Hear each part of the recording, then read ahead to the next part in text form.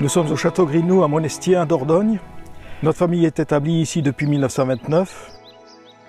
Je suis moi-même viticulteur depuis 1978 et je travaille avec deux de mes fils, Julien et Gabriel.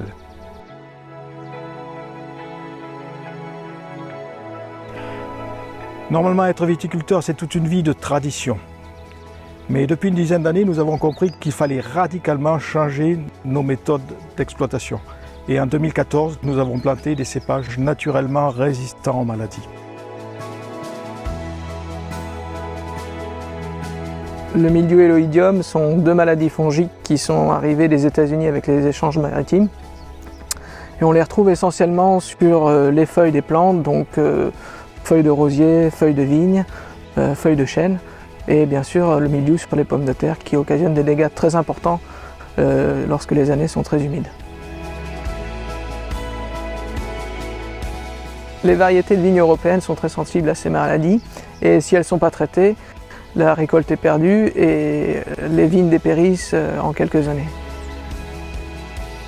Les vignes européennes peuvent être traitées jusqu'à 10 à 15 fois par an, alors qu'une vigne, un cépage résistant, sera traité seulement 2 fois à titre préventif.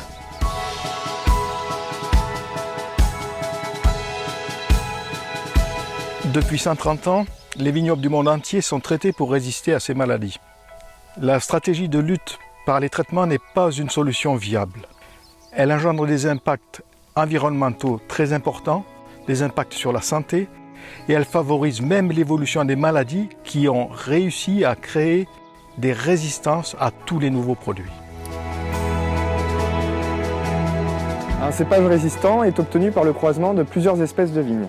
Certaines sont choisies pour la qualité de leurs raisins et d'autres pour leur résistance aux maladies. Le but étant d'obtenir un cépage regroupant toutes les qualités.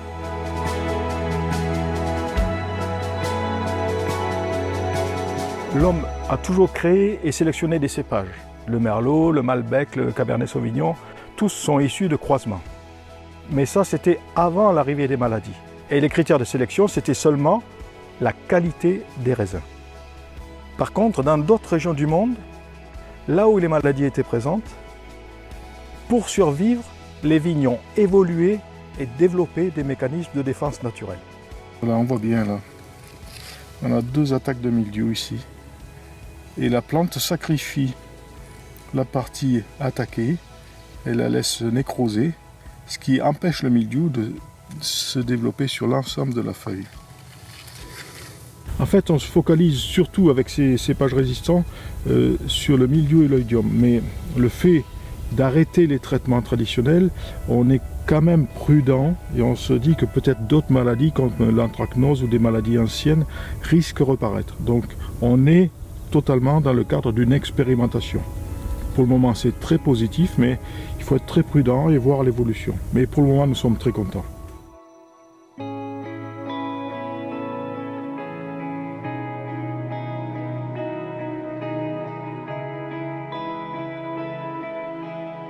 Il faut 15 à 20 ans pour créer une variété de vigne. C'est un travail immense qui est fait par des passionnés. Année après année, ils pollinisent et croisent différentes espèces. Ils les font pousser, ils sélectionnent les meilleurs plants et les multiplient par bouture. Ils recommencent ce processus de nombreuses fois jusqu'à obtenir une variété qui sera à la fois résistante et qualitative.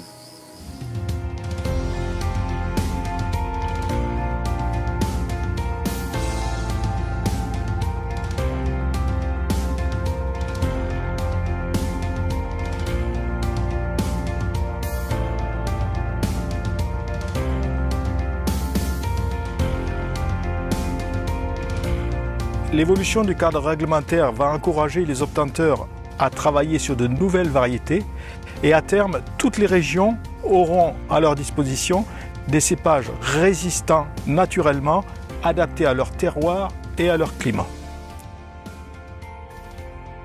Nous avons planté ces vignes pour faire évoluer notre métier, prouver qu'il existe des alternatives au traitement et montrer que les vins produits sont bons.